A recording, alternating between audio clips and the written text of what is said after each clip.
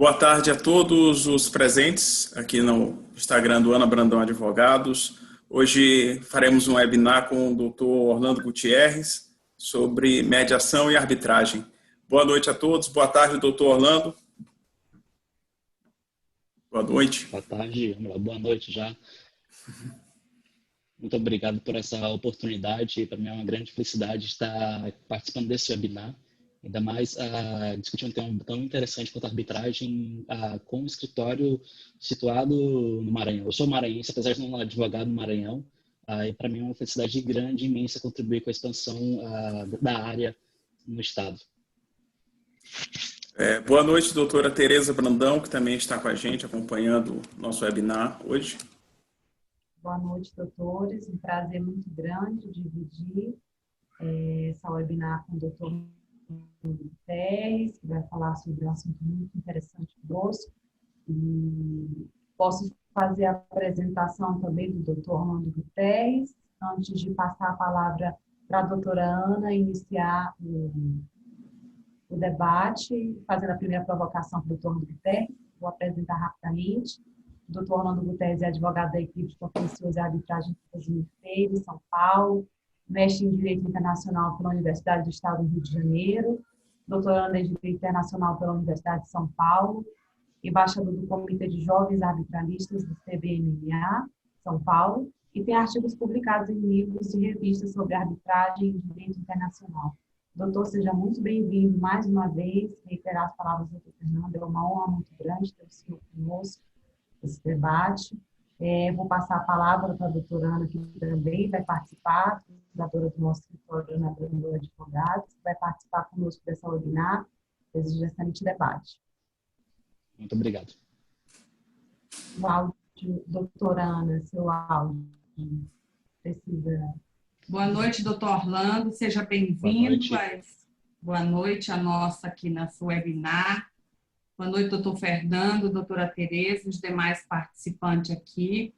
É uma honra muito grande, ainda mais de um tema que é tão evidente, né? Que é justamente a arbitragem. Eu queria provocar o senhor e perguntar qual foi o seu maior desafio perante a questão do Covid que a gente está imaginando, que a gente passou. Qual foi o seu maior desafio diante dessa pandemia? Como conciliar isso perante os clientes e as demais empresas? Esse realmente é um tema bem interessante. No começo houve todo um trabalho de adaptação. Não só o meu escritório, mas a boa parte dos escritórios daqui em São Paulo e também, acredito, também de outros estados, tiveram que se adaptar a essa situação. Se antes havia escritórios que não, por exemplo, aceitavam muito a prática do home office, basicamente todos os escritórios se viram forçados a adotar essa prática. Eu mesmo já estou trabalhando de casa basicamente há praticamente 5 meses, desde metade de março. E isso também é todo um trabalho de adaptação com os clientes. Os clientes também não tiveram que ser seus escritórios com seus jurídicos internos, seu corpo administrativo, trabalhando internamente, trabalhando dentro de suas residências e adaptando o jeito possível. Em vez de reuniões presenciais, calls através de plataformas online, mais uso de comunicação por telefone, aquele ditado, essa reunião poderia ser um e-mail, e muito acabou tomando esse rumo. Muitas reuniões passaram a ser apenas um e-mail, isso quando não uma videoconferência com uma plataforma como essa que estamos utilizando agora. E isso também surgiu a necessidade de uma adaptação em relação aos procedimentos. Não apenas o contexto judicial teve que se adaptar a essas realidades, mas também o contexto arbitral. Muitas áreas de justiça tiveram que adotar mecanismos eletrônicos para poder realizar audiências por videoconferência, assim como também as arbitragens tiveram que se adaptar a essa nova realidade. Tem alguns colegas que falam que esse contexto foi necessário para acelerar mudanças que já estavam engatinhando. Algumas câmaras arbitrais já estavam usando protocolos apenas eletronicamente, como é o caso da Câmara do Mercado, da B3. Outras câmaras tiveram que realmente mudar de posição de um momento para o outro e permitir apenas o peticionamento eletrônico, seja por e-mail ou então compartilhando alguma ferramenta para protocolo eletrônico. Enquanto a isso, até as audiências que antes eram praticamente quase todas as audiências de procedimento arbitral realizadas presencialmente com as partes e os advogados das partes do tribunal arbitral também tiveram que se adaptar a ser realizado apenas eletronicamente, havendo um maior esforço em garantir que ainda nesse contexto não houvesse qualquer prejuízo ao direito da parte de manifestar devidamente seu caso e também de ser ouvida, de apresentar suas provas, de apresentar suas razões e colaborar efetivamente com o procedimento arbitral. Houve todo esse esforço que até o momento está sendo está sendo um movimento de sucesso. Algumas câmaras arbitrais também acabaram tendo que lançar conjunto de regras específicas sobre quais as melhores formas, quais as melhores práticas para a realização de audiências virtuais. Aqui no Brasil, no CCBC, lançou um guia muito semelhante sobre esse tema. A nível internacional, a Câmara de Arbitragem, vinculada à Câmara de Comércio Internacional da CCI, em Paris, também lançou um guidelines específico sobre a realização de audiências virtuais. Se eu não me engano, também, acho que a CIA em Londres também acabou fazendo um movimento parecido.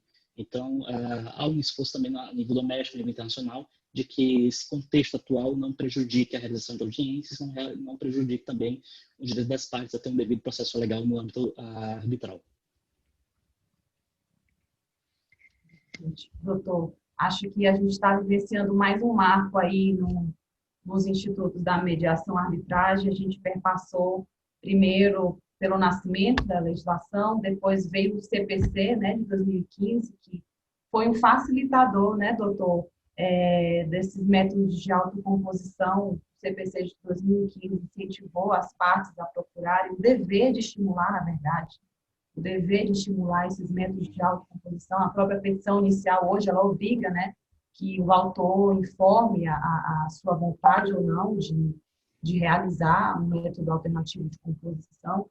E acredito que todas essas informações que o senhor passou agora para a gente, causada pela aceleração, né, o Covid foi uma aceleração de partículas, como se tem dito, né, no meio empresarial. Então, de fato, acho que a gente está vivenciando realmente um novo marco dentro também do Instituto da Mediação e da Arbitragem, com essa forma de garantir também que esse instituto também seja viabilizado de forma online. Queria já, partindo desse pressuposto, já fazer uma nova indagação para o senhor a respeito de qual é a visão da clientela, assim, dos clientes, do meio empresarial, das pessoas que buscam, o que ainda impede, falta segurança ainda para procurar uma arbitragem, uma mediação, o que ainda impede essas pessoas de procurar, ou não, se de fato tem se reduzido o número de litígio e valorizado ainda mais esse método de autocomposição. Qual que é a visão do senhor? É um contexto bem interessante, porque na medida que a gente está nesse momento de pandemia, todo mundo teve que se adaptar e também todo mundo teve que rediscutir contratos, basicamente. Fornecedores tiveram que rediscutir pagamentos, formas de entregar a mercadoria, ou simplesmente não entregar e rescindir o contrato por motivos de força maior. O que, em contrapartida, não está gerando uma diminuição de litígios de contencioso. Na verdade, a tendência, o que se espera, inclusive, nos próximos meses após, na verdade, não precisa nem esperar necessariamente nos próximos meses, já estamos presenciando isso. Um aumento de demandas referentes à execução específica de contratos, renegociação contratual, rescisão do contrato pela via do judiciário. E essas discussões também estão aparecendo na via arbitral. Operações que estavam sendo estruturadas bem antes, as operações de M&A, por exemplo, estavam sendo estruturadas bem antes da pandemia, justamente com esse contexto de pandemia, acabaram não podendo ser concluídas por N motivos, mas também junto com esse contexto que estamos vivendo. Isso acabou levando as partes para a realização de uma tentativa de uma mediação ou também de uma arbitragem, dependendo da própria estrutura que for resolvida, que for definido os métodos de resolução em determinada operação. E E justamente, à medida que estamos, como eu falei anteriormente, como todos os agentes tiveram que se adaptar para essa nova realidade, não houve necessariamente um grande impasse para procurar meios para a resolução de controvérsias. Na verdade, há um esforço constante dos escritórios, dos advogados, de se mostrarem presentes junto aos clientes. Os clientes estão percebendo isso, o cliente está percebendo isso. Contatos agora com e-mail, telefone e tudo mais, que já existiam, mas agora estão muito mais presentes, estão muito mais fortes, permitiram até, em determinados casos, uma aproximação maior entre o advogado e o cliente, e isso tem permitido a organização dos agentes para poder procurar os seus direitos, para poder procurarem apresentar as suas demandas e organizarem. Tem esse avanço. E sim, devidamente, o CPC contribuiu bastante com isso, do CPC de 2015, na medida que determina que as partes procurem necessidade de resolução de controvérsias, mas a própria legislação também, referente à arbitragem, o que a gente vê historicamente é um constante avanço. Primeiro, por exemplo, se considerar antes da lei de arbitragem da 96, tivemos uma discussão gravíssima referente se a cláusula compromissória tinha executoriedade ou não. Como sabemos, a convenção arbitral pode ser tanto uma cláusula compromissória ou um compromisso arbitral. À medida que, antes da lei de arbitragem, a legislação civil reconhecia a executoriedade do compromisso arbitral, mas não da cláusula compromissória, visto apenas como mera obrigação. À medida que uma parte não quisesse participar de uma arbitragem, aquela obrigação se transformava em perdas e danos. A lei de arbitragem foi extremamente necessária para observar, a cláusula compromissória também também pode estar sujeita a obrigação específica. Ela tem direito, como tem até definido pelo artigo 6º da lei de arbitragem. Se a parte quer tem uma cláusula compromissória, ainda que ela seja uma cláusula aberta, que não tenha muitos detalhes sobre como deve ser o procedimento arbitral, ela tem o direito de notificar a parte contrária, determinando, olha, eu quero a instalação do procedimento arbitral, vamos, por favor, se reunir no dia tal, na hora X, para firmar o compromisso. Se a outra parte não quiser, a parte notificada, a notificante tem o direito de, através do artigo 7º, iniciar uma ação judicial de cumprimento específico da cláusula compromissória, e assim, em juízo, haver a celebração do compromisso. E ainda que a parte notificada, demandada, no caso, não quiser participar, o juiz pode substituir e firmar, contribuir para a celebração do compromisso. Então, a legislação arbitral desde 96 tem tido esse avanço. Verdade que entre 96 e até 2001, 2002, houve um período que ainda o mercado, os agentes estavam um pouco preocupados sobre a viabilidade da arbitragem, na medida que já se discutia naquele momento a constitucionalidade da lei de arbitragem perante o Supremo Tribunal Federal, que foi uma discussão decorrente de uma contestação a uma ação de conhecimento de sentença arbitral estrangeira. Mas à medida que houve a decisão favorável à constitucionalidade da lei de arbitragem, isso tudo tomou força. E agora, em 2015, que houve tanto a reforma do Código Civil, com a adoção a reforma do Código de Processo Civil, com a adoção de um novo código, assim como também uma própria reforma na lei de arbitragem, modificar alguns instrumentos que a lei assim, já estava dando certo, mas houve uma mínima reforma para melhorar o que já estava funcionando. Desde então, a arbitragem tem se tornado, aqui no Brasil, um dos principais meios para a resolução de controvérsias comerciais.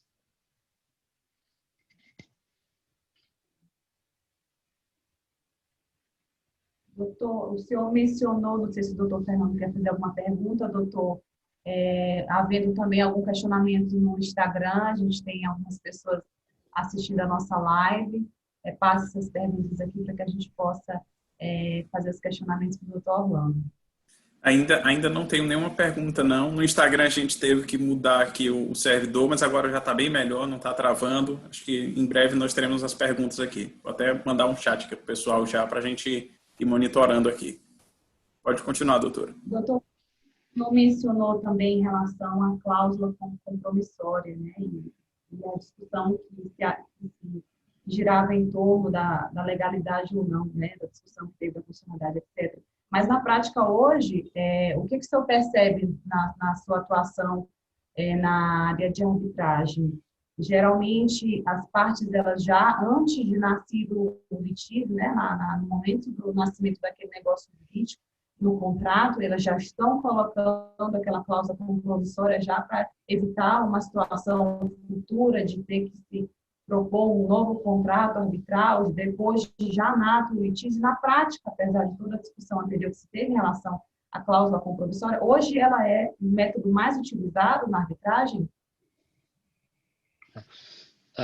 Quanto a esse ponto, é uma prática constante, dependendo do tamanho da operação comercial que estamos tratando, já usar a cláusula compromissória. Acho que são poucos os casos que é uma grande operação que realmente vão direto para o judiciário. Operações societárias de maior porte, como fusões e aquisições de empresas de capital considerado, contratação, às vezes, com contratos internacionais, em que uma das partes está com outro ordenamento jurídico. Também até agora, contratações com o poder público tem um valor considerável. As partes já de antemão já preferem, já escolhem a opção pela preparar uma cláusula arbitral. Tanto que nesse contexto, as próprias câmaras têm contribuído bastante, pois praticamente todas as câmaras sérias já têm a sua própria minuta de cláusula arbitral que as partes podem utilizar e adaptar conforme a conveniência de determinado caso. Admito que eu nunca tive que pegar um caso que já estava no judiciário e o judiciário não funcionar e ter que levar para a arbitragem. As partes, a não ser que seja uma questão de discussão de uma medida cautelar pré-arbitral, que isso é ok, isso de toda forma isso não significa uma violação à cláusula de arbitragem. Mas em que temos uma discussão principal já rolando no judiciário e ter que ir para a arbitragem, a princípio não, a princípio a discussão já começa de cara na arbitragem. Teve até um caso bem interessante sobre isso, foi uma arbitragem com a administração pública, um porto localizado no litoral de São Paulo, agora realmente me escapa o nome do caso, em que era uma demanda contra a União, melhor, contra a concessionária do porto. A disputa no judiciário já estava levando há cerca de 17 anos, não conseguiam realizar uma resolução adequada daquela controvérsia, e no âmbito da discussão judicial, as partes então concordaram em encerrar o processo judicial e iniciar uma arbitragem. O caso na arbitragem foi resolvido em 3 anos. Então, e hoje, inclusive, já se admite plenamente a possibilidade de a administração pública participar de procedimentos arbitrais. Então, que estamos observando, na verdade, as partes já desde o início já preferirem uma cláusula arbitral em sua operação comercial. Excelente. Doutor, e quais são os requisitos para uma pessoa interessada que busque ser um profissional árbitro dentro da arbitragem? Quais são os requisitos para essa pessoa? Bem, os requisitos profissional árbitro já estão definidos.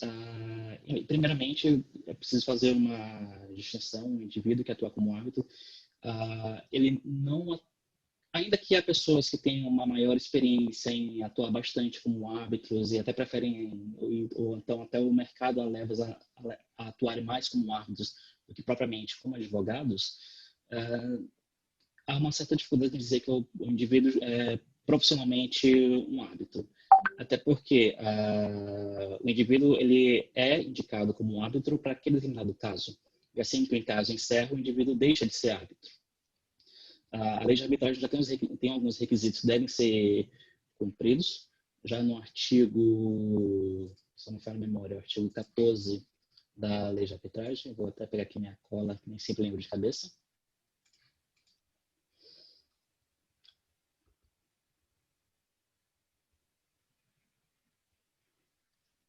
Na verdade, já no artigo 3 já tem alguns requisitos para a definição de quem pode atuar como árbitro, ou seja, qualquer pessoa capaz e que tenha confiança das partes. A capacidade, no caso, um indivíduo menor de idade não pode, obviamente não pode ser árbitro, e também tem que ser um indivíduo que não esteja sujeito a nenhuma hipótese de suspeição ou que não apresente caráter de independência. Por isso, o importante é o critério tanto da capacidade quanto da confiança das partes. Confiança das partes no sentido de que aquele indivíduo tenha capacidade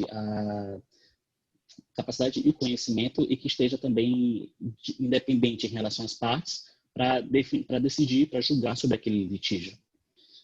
Inclusive, até é interessante que... Oi, desculpe. Não, desculpa, eu interrompi o doutor. Pode continuar. Não, sem problema. Inclusive, até interessante, porque a princípio se diz que o CPC não se aplica à arbitragem. A lei processual que se aplica à arbitragem é a própria lei de arbitragem, que ela tem os princípios, os elementos próprios da arbitragem para que podem reger o procedimento arbitral. Entretanto, nesse caso específico, o artigo 14 menciona expressamente o CPC, ao mencionar, vou até fazer a leitura, estão impedidos de funcionar como árbitros as pessoas que tenham, com as partes ou com o litígio que lhe for submetido, alguma das relações que caracterizam os casos de impedimento ou suspensão de juízes, aplicando-se no que couber os mesmos deveres e responsabilidades conforme previstos no Código de Processo Civil. É bem interessante nesse caso, a própria lei de arbitragem já faz essa menção direta ao CPC sobre os casos da qual há suspensão e parcialidade do indivíduo. E também casos que o próprio indivíduo tem algum impedimento legal a atuar como árbitro, por exemplo, um juiz. Se não me engano, a lei de organização da magistratura impede que o juiz togado atue como árbitro. Ou seja, não necessariamente, doutor, precisa ser um profissional no ramo da área jurídica. Isso confere até uma característica muito positiva da arbitragem, que é a especialidade do profissional, ou seja, pode ser um profissional do ramo da atuação daquelas empresas que estão envolvidas naquele litígio, né? Então, isso pode, inclusive, até gerar uma redução de custos, porque pode acabar dispensando a necessidade, por exemplo, de um perito. Então, não necessariamente precisa ser um profissional da área jurídica, certo? Eu não sei dizer se realmente leva à redução de custos devido à não utilização de um perito, até porque a prática, assim, diferente de um tribunal judicial, não é sempre que você vê o tribunal arbitral indicando o perito, mas as partes elas sempre vão querer ter o seu perito, pela sua testemunha técnica, como se fosse semelhante a um assistente técnico. Elas vão querer produzir os seus laudos. A vantagem de ter um árbitro, por exemplo, uma discussão referente à construção, você ter um árbitro engenheiro, é que aquele árbitro ele vai conseguir entender com maior clareza o que os assistentes técnicos das partes estão dizendo. O que acontece, inclusive, é uma prática bem comum em arbitragem, tem até o termo em inglês para isso, hot tubbing, que o requerente tem o seu próprio assistente técnico que produz o seu laudo, o requerido tem o próprio assistente técnico que produz o seu laudo. E chega o momento da audiência que tanto o expert do requerente quanto do requerido faz a apresentação das suas considerações sobre o caso, e ali há um momento em que há perguntas tanto para o assistente técnico de uma parte quanto da outra. E os dois procuram dar a resposta que acharem melhor para aquele caso. No caso, um tribunal composto, pelo menos com um engenheiro, vai ter maior sagacidade, maior a capacidade de entender exatamente qual é o objeto da discussão. Mas ainda assim, tem dúvidas, por exemplo, você tem um tribunal composto apenas por referente à construção. Ainda assim, sugiro, no caso, ainda que tenha uns árbitros como engenheiros, acho que sempre é bom você ter um presidente do tribunal arbitral que tenha que seja advogado, que conheça bem a legislação, tanto de mérito quanto processual, e que tenha pulso para melhor conduzir o procedimento. Excelente, doutor. Acho que a gente já tem uma pergunta aqui no Instagram do doutor Marcos Braz. Vou passar aqui para o doutor. Ele pergunta se ainda precisamos avançar na legislação para que a arbitragem seja mais utilizada? Eu acho que não. Acho que a legislação está no nível, a nível nacional, está no nível ótimo. O que tem que correr, no ponto de vista, é mais a regionalização. Em que sentido? Ainda se vê muito a discussão referente à arbitragem focada no Centro-Sul, seja São Paulo, Rio de Janeiro e um pouco no sul do país. Enquanto, por exemplo, no Norte e Nordeste é uma discussão ainda muito incipiente, ainda está nos seus primeiros estágios. A legislação existe, a legislação federal existe, é boa, adequada, ao menos do meu ponto de vista, mas deve haver um maior esforço em ter a divulgação dessa cultura em relação à arbitragem. Por exemplo, até minha própria experiência referente à matéria. Eu fiz faculdade aí no Maranhão, me formei na Federal do Maranhão, no curso de Direito da UFMA, E durante uns 5 anos de faculdade, eu só vi mencionar a existência de arbitragem apenas 2 vezes. A primeira vez foi quando o professor de Direito Civil, a grande Maria Tereza, mencionou brevemente a existência da cláusula arbitral durante uma aula de obrigações. E no momento posterior, já no último semestre, o professor de processo civil, uma disciplina eletiva, tipo tópicos avançados de processo civil, o professor apenas mencionou meio que quase como um desabafo, abre aspas, e ninguém aqui discute arbitragem, fecha aspas. Então, em 5 anos de faculdade, foram essas 2 únicas vezes que eu ouvi. Na verdade, até ouvi uma outra vez, mas porque durante a faculdade eu acabei fazendo intercâmbio em Paris e uma das disciplinas que eu tive foi sobre a discussão da arbitragem. Mas também foi bem breve, não foi uma coisa que eu pude realmente levar para os meus anos de graduação. Tanto que até sobre isso, há uma necessidade grande de realização de mais eventos, como esse que estamos fazendo agora, de mais cursos na região norte, nordeste. Às vezes, aqui em relação a São Paulo, precisa ir muito longe, as discussões estão mais limitadas à capital, saindo para o interior, são poucos os momentos que se vê alguma discussão referente à arbitragem. Mas sim, voltando no Nordeste, houve em março de 2019, eu junto com mais 2 amigos do Rio de Janeiro, fizemos um curso de arbitragem na OAB, foi até também a convite da OAB, na figura de um grande amigo que temos aí em São Luís, a representante do CBMAI, que nos convidou para a realização do curso. Foi um curso de 3 dias e foi bem interessante. Pegamos quase todos os aspectos que podemos discutir da arbitragem, desde a prestação da cláusula, desde a redação da cláusula arbitral, o procedimento de arbitragem, até discussões referentes à execução e ação de anulação da cláusula arbitral. E assim, e até fizemos uma mini simulação em relação à discussão de uma cláusula arbitral. Então, assim, foi uma situação bem interessante. Infelizmente, nesse contexto de pandemia, não podemos ir novamente para o Maranhão fazer um curso parecido, mas esses eventos online com certeza ajudam a divulgar mais essa cultura. Maravilha, doutor. E falando em universidade, inclusive a professora querida Maria Tereza também foi minha professora, foi professora da doutora Ana. Então, a professora Maria Tereza realmente marcou muitos estudantes na UFMA, né? Certamente, doutor. E falando em universidade, em perspectiva de mercado de trabalho, qual que é a opinião do doutor em relação às oportunidades para essa área de mediação e arbitragem? Desculpa, só o último momento, acho que a comunicação falou um pouquinho, não consegui entender. Só Vamos a lá, última frase da pergunta. eu mencionei sobre as perspectivas do mercado de trabalho e as oportunidades nessa área de arbitragem e mediação para os estudantes e advogados que estão nos assistindo agora. Esse é um tema bem interessante, porque ainda há muito a impressão de que atuar em arbitragem é exclusivo a um clubinho.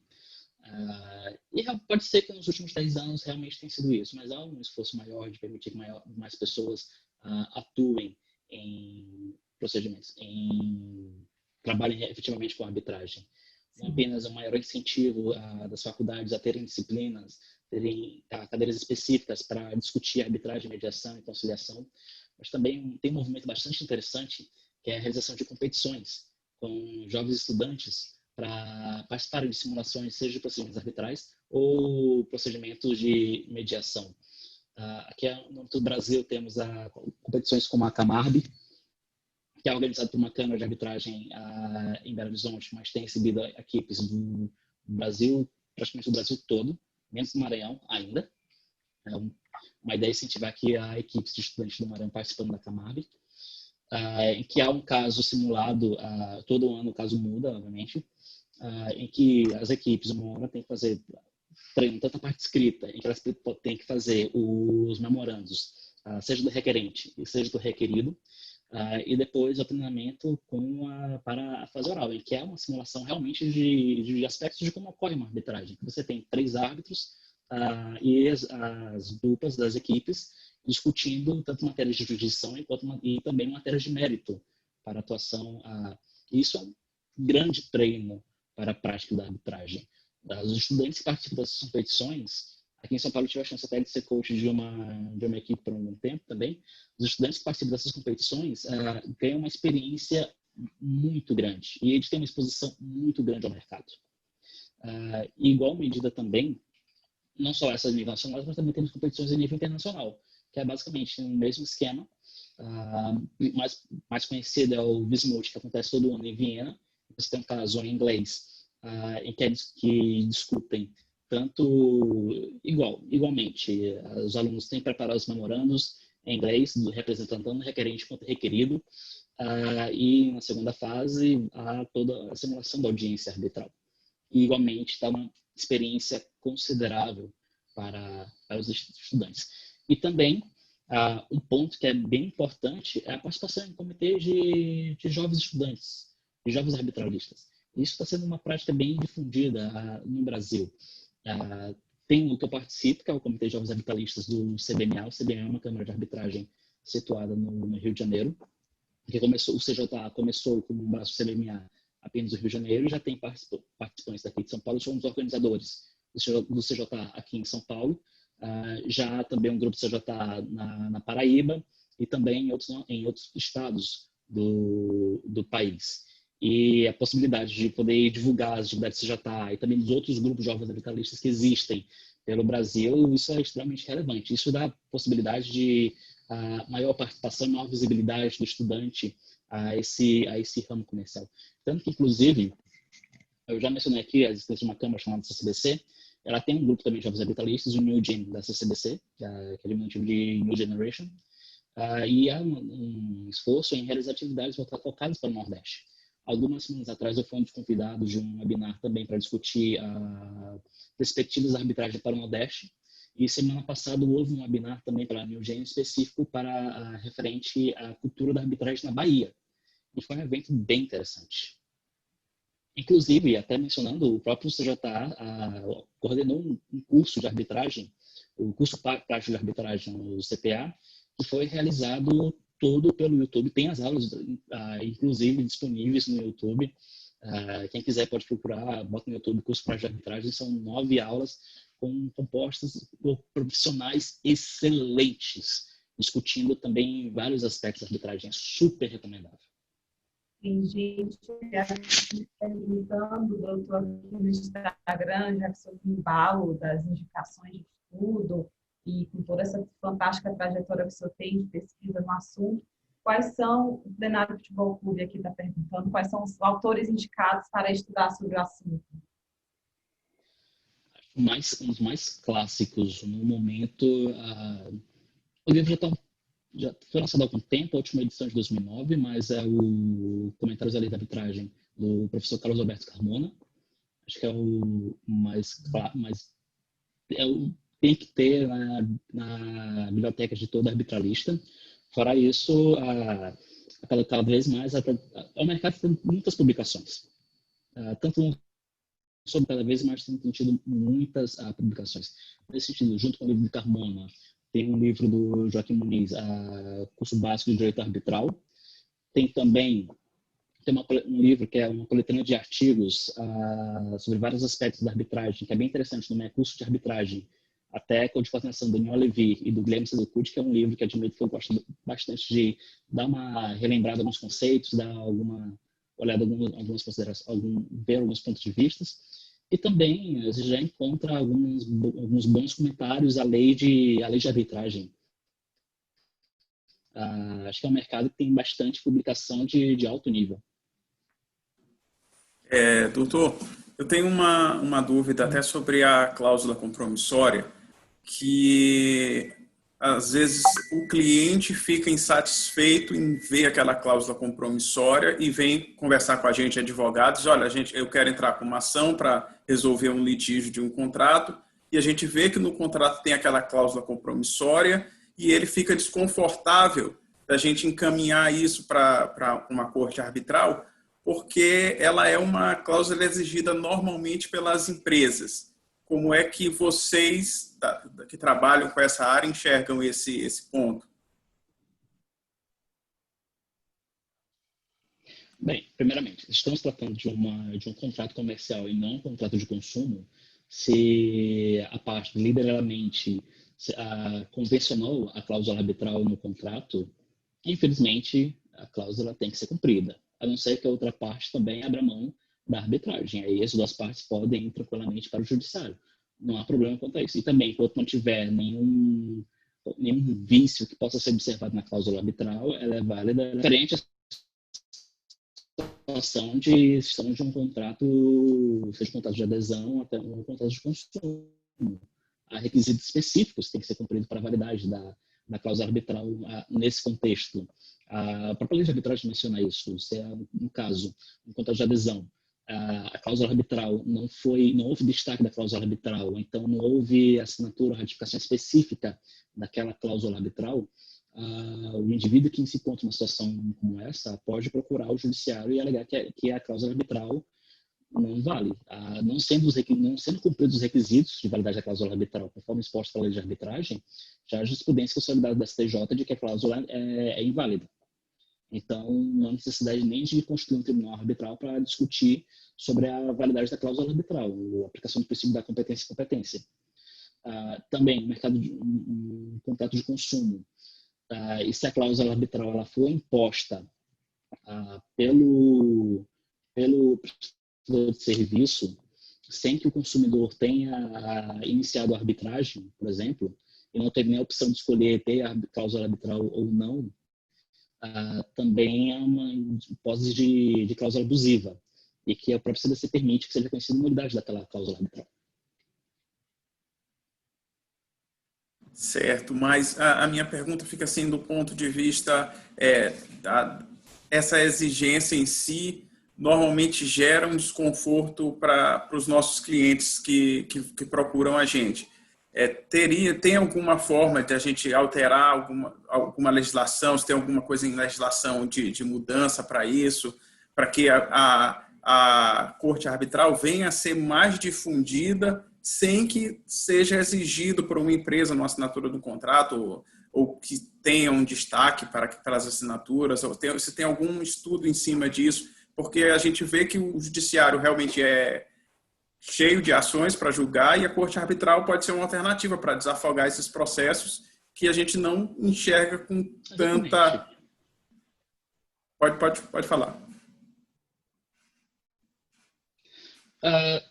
Exatamente. Eu não diria que necessariamente há algum esforço legislativo de alteração, mas um incentivo maior da cultura da arbitragem. A verdade é que a arbitragem também não serve para todo e qualquer litígio.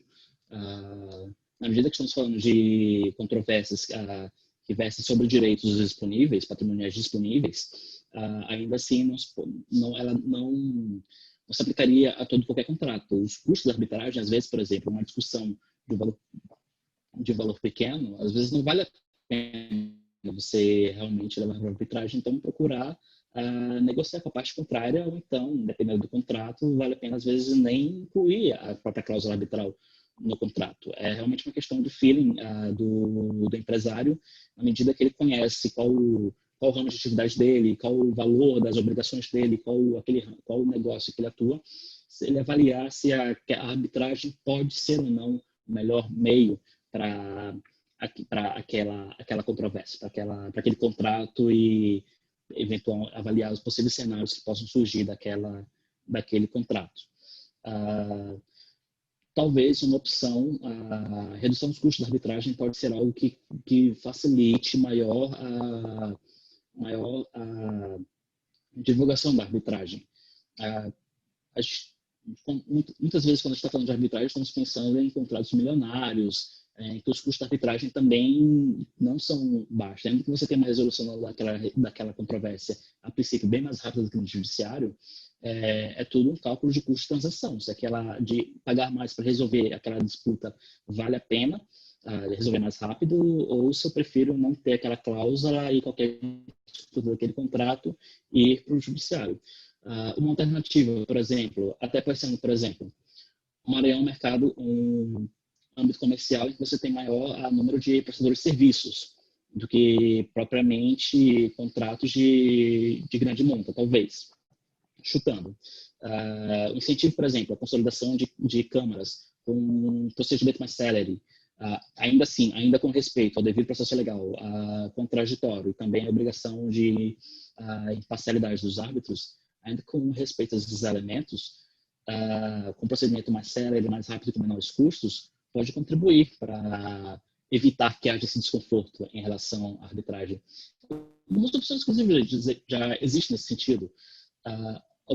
Algumas câmaras maiores já têm algum regulamento específicos para a arbitragem expedita, referente a valores menores, decididos apenas por apenas um árbitro, em uma velocidade até maior do que o procedimento normal. Mecanismos assim podem contribuir para maior divulgação, maior expansão da prática e da cultura arbitral. Nós temos já algumas perguntas aqui no Instagram. Uma delas, inclusive, é dos advogados do Instituto do IBDEC, MA, do Instituto do Consumidor. Eles perguntam se a cláusula contratual de arbitragem em casos consumeristas ela é benéfica ou é nociva. Qual é a sua opinião sobre o tema? Está em cima disso também que a gente já vinha falando.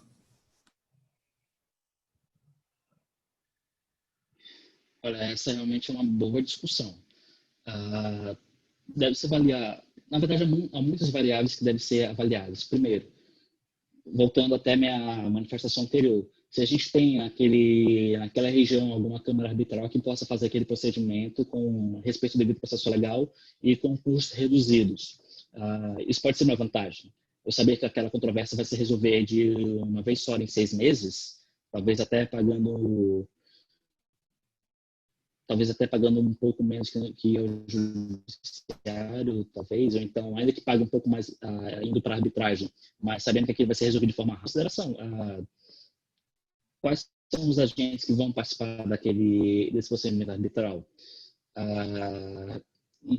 Uma demanda de consumerista num juizado civil, você não tem, por exemplo, a obrigação de ir com um advogado, que realmente, na primeira instância, ao menos, o que realmente é reduz consideravelmente os custos.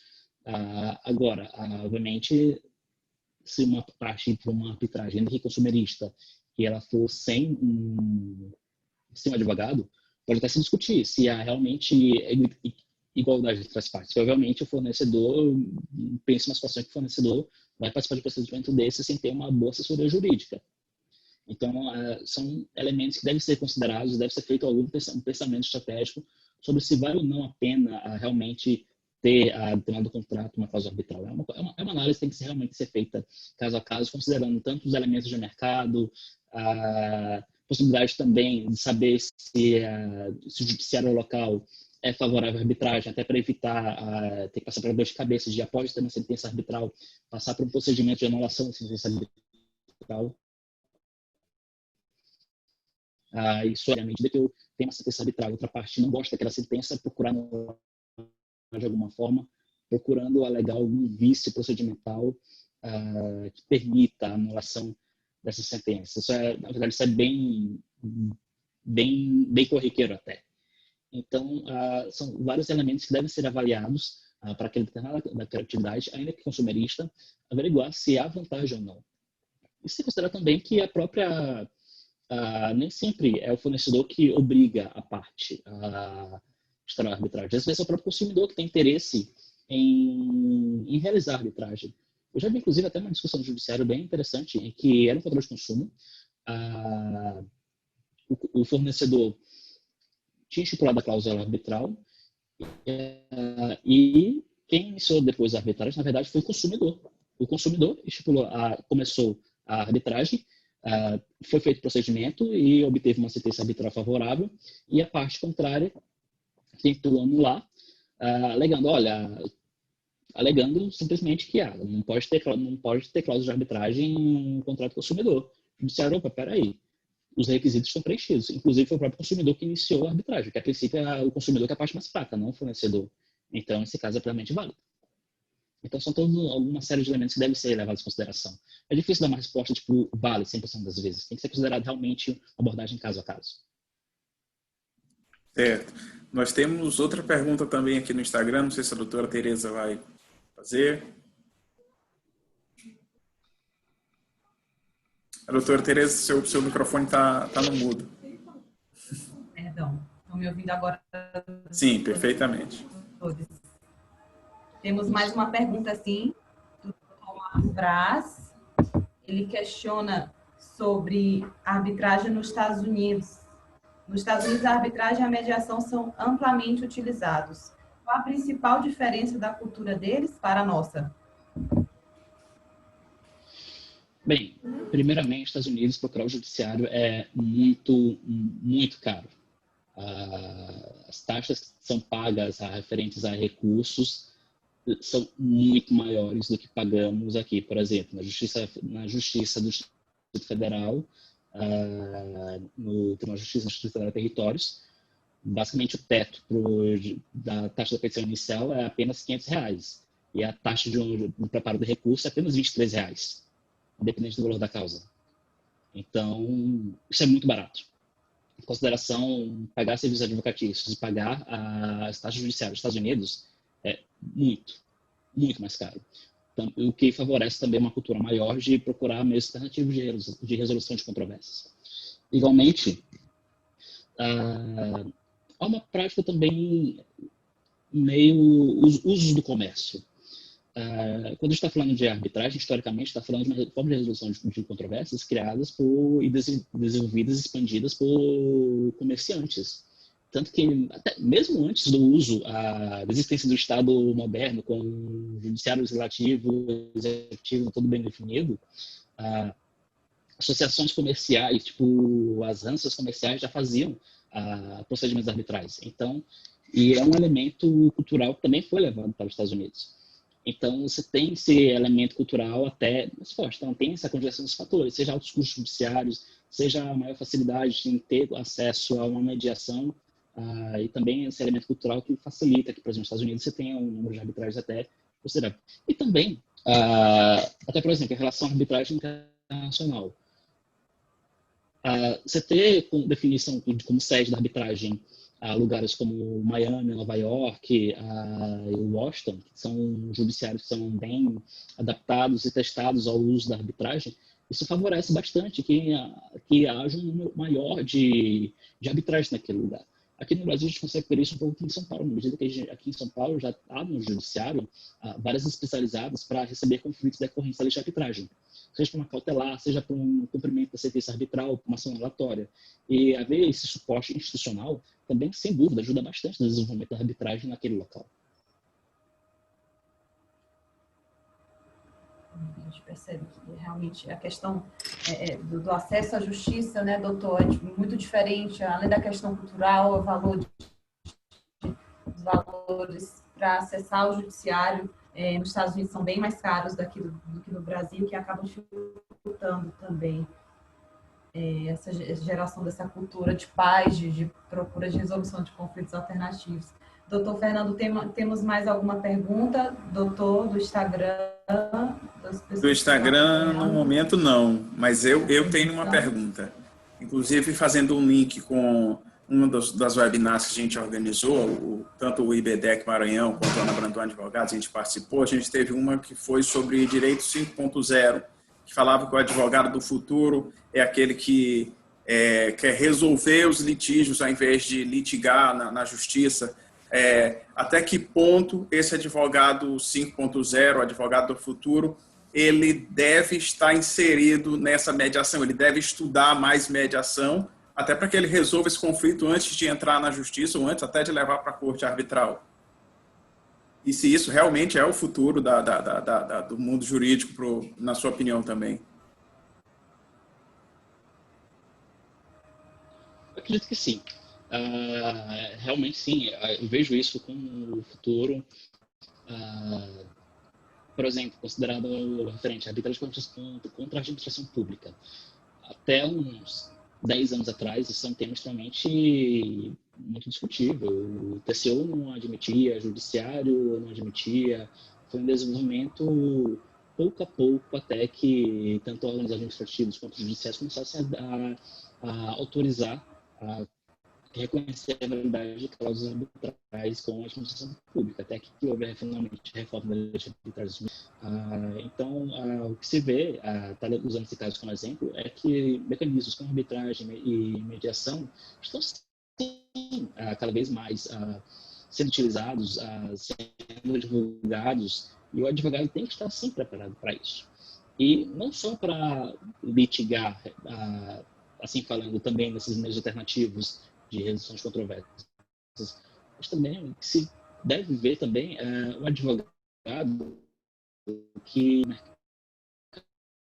que ele atua, entende quais são as demandas que ele tem, entende quais são as peculiaridades daquele contexto que aquele agente está inserido no mercado. E o advogado que tem essa noção, que saca isso, ele consegue colaborar mais para a resolução daquela controvérsia, às vezes mesmo até antes da controvérsia realmente de surgir a necessidade de ir para o judiciário, ou de ir para uma mesa de mediação, ou de ser elaborado um requerimento de arbitragem. Então, sim, vejo isso como um futuro, e sim, o advogado tem que estar preparado para esse contexto. Certo, nós temos aqui vários elogios aqui ao tema da gente no Instagram, e temos algumas perguntas. A doutora Tereza quer fazer? Ia falar alguma coisa? Desculpa.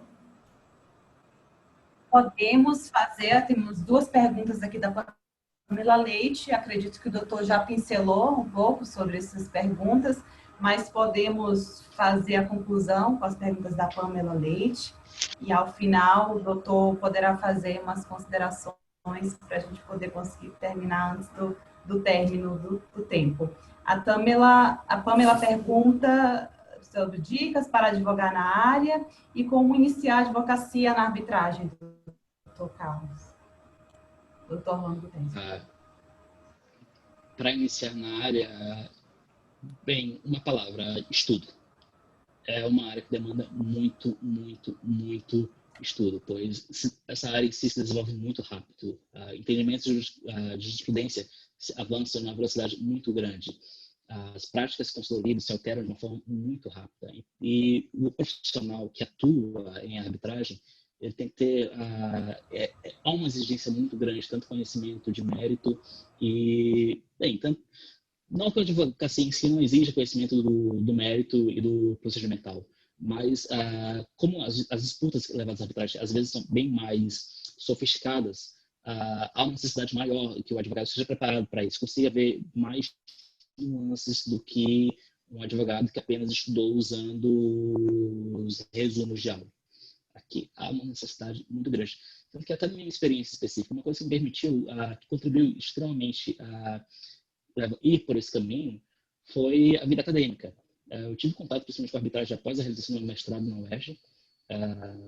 Foi na UERJ que realmente eu tive maior vivência com os estudos referentes à arbitragem, e isso me deu todo um arcabouço que me permitiu ser utilizado em escritórios. Acho que na arbitragem a prática e o estudo estão muito, muito alinhadas, e não há como sair do lugar sem muito estudo.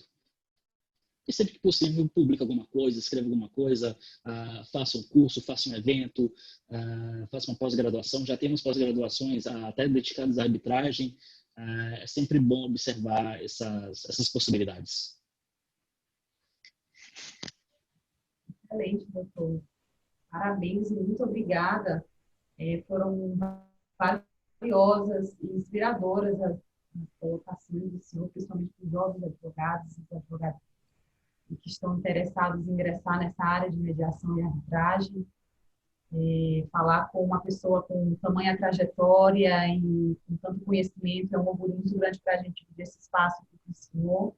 E aproveitar para agradecer, é uma honra muito grande para o Ana Brandão Advogados, agradecemos pela sua participação nesse webinar conosco, que seja a primeira de outras, muitas, e deixar o doutor à vontade para fazer as considerações finais.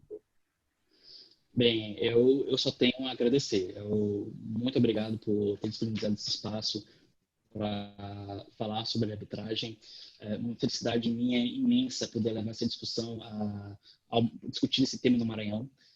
Há sim uma necessidade. No Maranhão há sim espaço para o desenvolvimento da arbitragem, adequado às condições locais da região, há sim espaço para o desenvolvimento. E poder levar o tema para discutir no Estado, para mim, é uma grande felicidade.